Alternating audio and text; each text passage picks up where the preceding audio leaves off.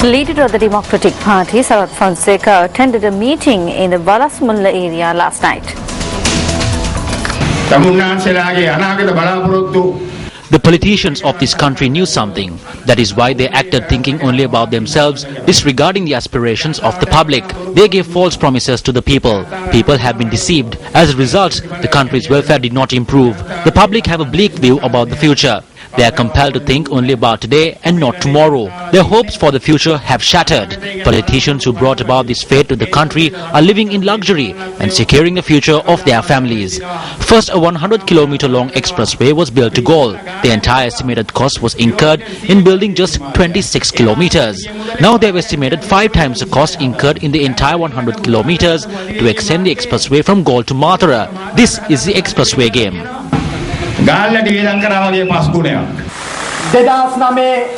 නන්දි කඩාල් වලදී අවසන් වෙච්ච යුද්ධයේ වීරයා එතුමා තමයි මේ රටට නිදහස ගෙනාවේ.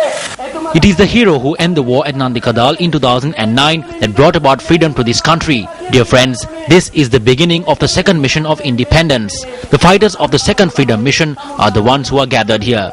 You came forward with courage as the leaders of a true fight. It is our dear leader, General Sarath Fonseca, who changed the war map of this country. Please remember that the political map of this country will be rewritten by General Sarath Fonseca.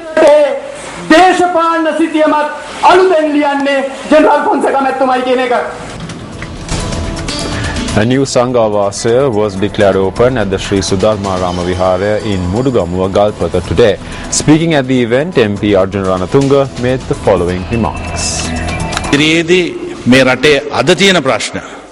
The institutions that will enable us in the future to greatly reduce the problems of today are the temples. But we have neglected them in the recent past and have not paid attention to religion. Most of the time, we work for exhibition. We do not look at the reality, understand the reality and work accordingly. There are few politicians in the country today who do so. There are a handful of such earnest politicians, but their continuity is threatened. The people of our country too vote for the MP who puts on a fake show and is an exhibitionist. No matter how much work is done for the people in the village, when it comes to the elections, there are times when the people in the village are defeated.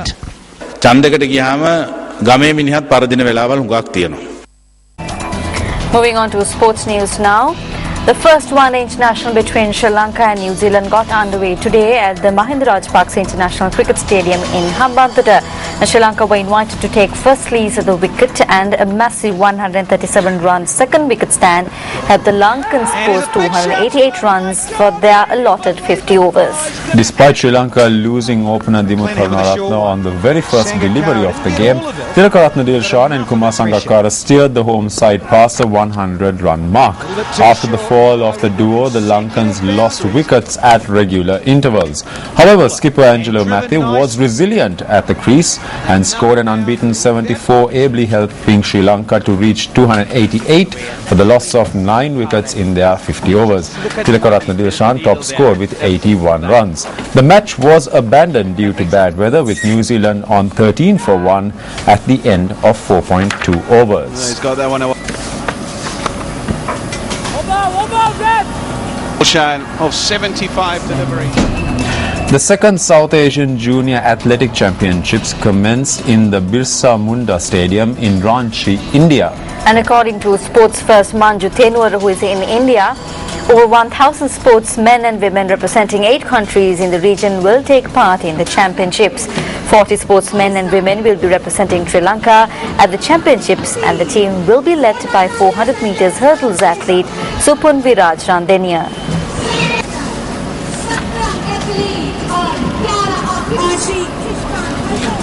Shifting gears now in news from the Singapore Sevens rugby tournament, Sri Lanka defeated Chinese Taipei to win the plate championship of the tournament today.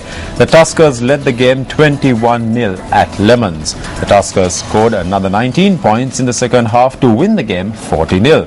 With this win, the Tuskers are now ranked 3rd in the Asian Rugby Sevens.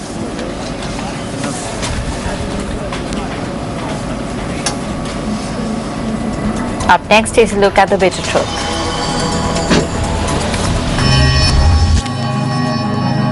The synthetic track at the Sugadadasa Outdoor Stadium in Colombo is the only synthetic track in the country to lay claim to a Grade 1 certification issued by the International Association of Athletics Federations. On several occasions, the bitter truth has highlighted discrepancies in the calling of tenders for the relaying of the synthetic track.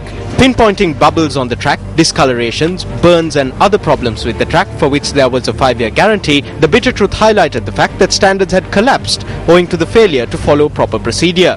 At the time, experts questioned as to what mysterious transaction compelled the International Association of Athletics Federations, or IAAF, to issue a Grade 1 certificate for the synthetic track. However, the contractor, the chairman of the Sugadadasa Sports Complex, the Director General of Sports and the Minister of Sports rejected the allegations levelled. There is no fault whatsoever with the track. There are only slight shortcomings in the D section. We informed the contractor well beforehand to correct these. Thereby, international associations have certified the track that has been laid as an excellent track. However, last Thursday, the minister himself accepted that the guarantee given by him for this synthetic track was incorrect. At a media briefing held at the Sugadadasa Sports Complex Authority, the minister had this to say.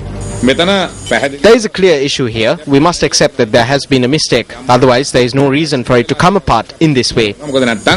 The far more serious issue here is that the synthetic track of the Sugadadasa Stadium is now at risk of losing its Grade 1 certification from the IAAF. It is clearly noted in the IAAF's handbook that the relaying of a synthetic track or its deterioration leads to the annulling of certifications issued for the track. The handbook notes that certification for such a track can only be issued following an inspection. However, at the media briefing held on Thursday, the contractor and their foreign representatives stated that they are unaware of such conditions. Sports authorities who rejected evidence provided by the bitter truth regarding the substandard nature of the track have now been made to accept this as the truth. Thereby, should they also not acknowledge the fact that a challenge has been posed to the Grade 1 certification of the synthetic track at the Sugadadasa Stadium? Are sports authorities not giving due consideration to protecting the Grade 1 certification of the synthetic track at the Sugadadasa Stadium, considered the heart of athletics in this nation, because it is their usual practice to close the stable door after the horse has left? Open for debate.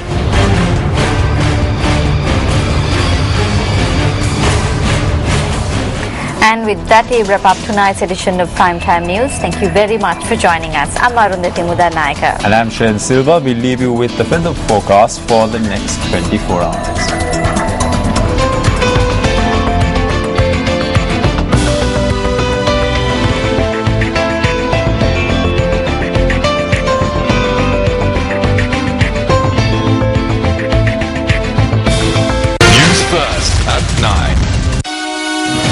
Hotline 0114-896-896. www.newsfirst.lk. Feedback at newsfirst.lk.